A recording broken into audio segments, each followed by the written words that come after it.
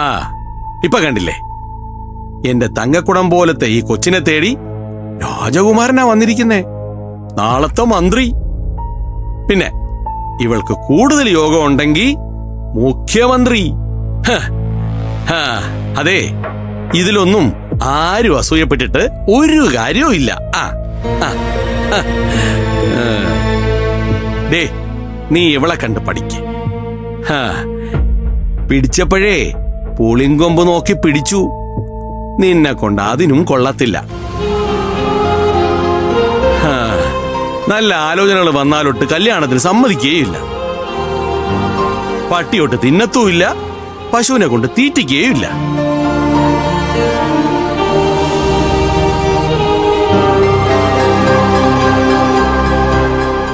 നിതിൻ സദാശിവനെ പോലെ നല്ലൊരു മരുമകനെ കിട്ടിയിട്ടും ഈ കല്യാണം നാട്ടുകാരെ അറിയിച്ച് നടത്താൻ പറ്റുന്നില്ലല്ലോ. അതാ ഇപ്പൊ എന്റെ ഏറ്റവും വലിയ സങ്കടം.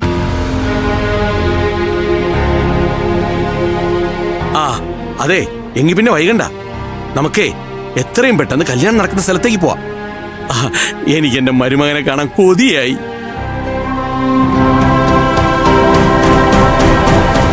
ഇന്ന് എന്റെ പണി ഈ ഹോട്ടലിലാണെന്ന് ഞാൻ ഇന്നലെ തന്നെ പറഞ്ഞല്ലേ. അതും ഒരു കല്യാണ കേസ്. പണി നടത്താൻ വേണ്ട എല്ലാ ടൂൾസും എടുക്കണം. ഏതാണ് ആവശ്യം വരുന്നതെന്ന് പറയാൻ പറ്റില്ല.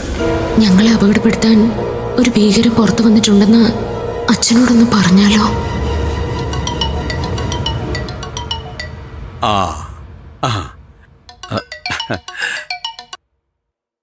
അതെ, നമ്മള് പേടിച്ച പോലൊന്നും ഇല്ലടോ.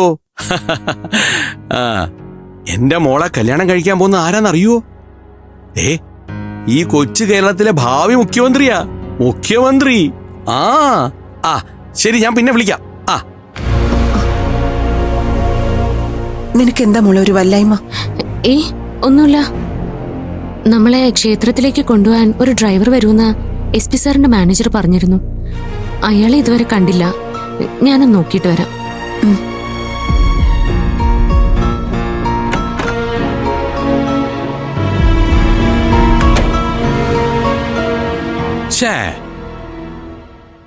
കല്യാണ പാർട്ടിയുടെ റൂം നമ്പർ ചോദിക്കാൻ മറന്നുപോയല്ലോ. ബാഡ് മാൻ. സാരമില്ല, ഈ ഫ്ലോർ മുഴുവൻ അവരുടെ ടീമായിരിക്കും. Board room.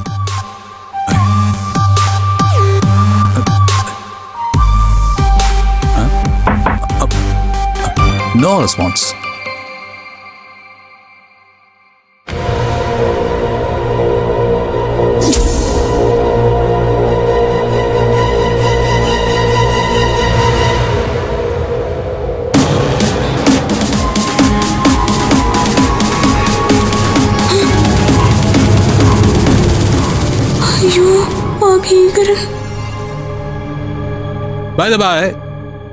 ഇവിടെ കല്യാണ പാർട്ടി താമസിക്കുന്ന റൂം ഏതാണെന്നറിയോ?